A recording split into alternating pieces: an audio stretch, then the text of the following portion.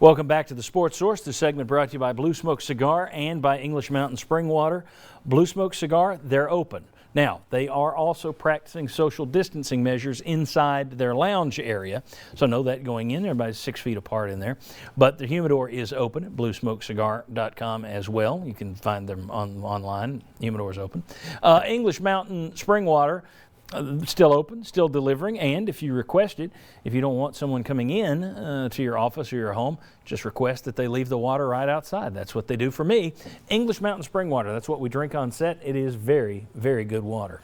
All right, we look at Tennessee's 2020 hoops class last year, really good. And of course, you throw in Malachi Weidman, who's more of a football recruit, but could play basketball, and they're counting him here. And then, of course, you also add the transfer from Sacred Heart, E.J. Anosike. But 2 5-stars, a 4-star coming in here in the season to come. Great recruiting class. And now Rick Barnes is obviously trying to build on that. A couple of high-profile recruits this week came out and said that Tennessee made the cut as they did some cut downs. Paolo Banchero, I'm guessing that's Banchero, not Banchero. Could be wrong. I hope so, because that's how I've been saying it. Okay.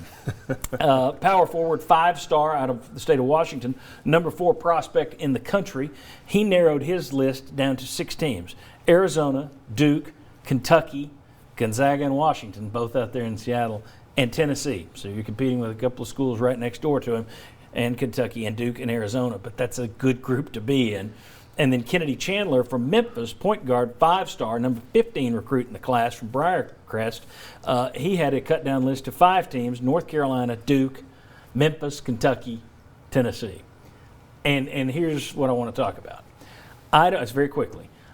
I don't remember, even when Bruce Pearl was here, Tennessee ever swimming in these kind of waters 2 consecutive years. When you are top 5 class one year, and the next year, you're dealing with it's us, North Carolina or Duke. It's us, Kentucky or Memphis. With multiple players, yeah. Yes, for multiple players. This is new for me. You've covered Tennessee basketball a long time, Mike. Am I missing something here? This is a new level Rick Barnes has them at. It is. They've got a great group in the fold, an absolutely great group coming in, and these guys are just.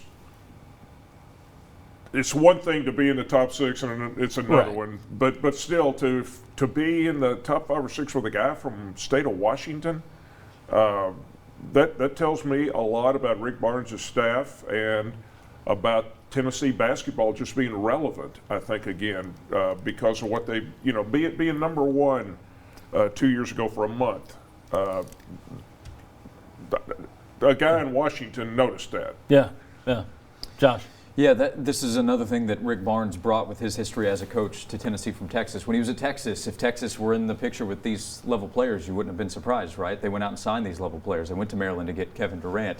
He's brought that to Tennessee. He brought the scheduling with those programs. He brought Tennessee's ability to compete with those teams on the court, as they've done the last few years.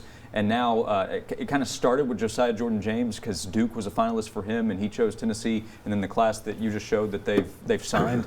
They've continued it on. And if Tennessee has the results on the court, which I think they have a really good chance to this fall, that's going to continue. Kennedy Chandler, any talk about the G League has been grabbing some players left and right. Any talk about Kennedy Chandler? I'm going to be really curious with that class, the 2021 class, because you also could be going into next year with the name, image, likeness opportunity. So there could be a battle there. But it has been reported that the G League could be an option.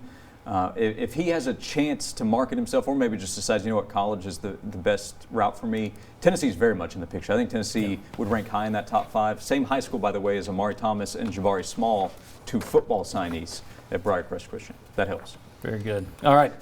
When we come back, Steve Forbes, former UT assistant, hired at Wake Forest by former UT athletic director John Curry this week. Okay, what's that have to do with Tennessee? Quite a bit, possibly. Come on back on the Sports Source. We'll explain.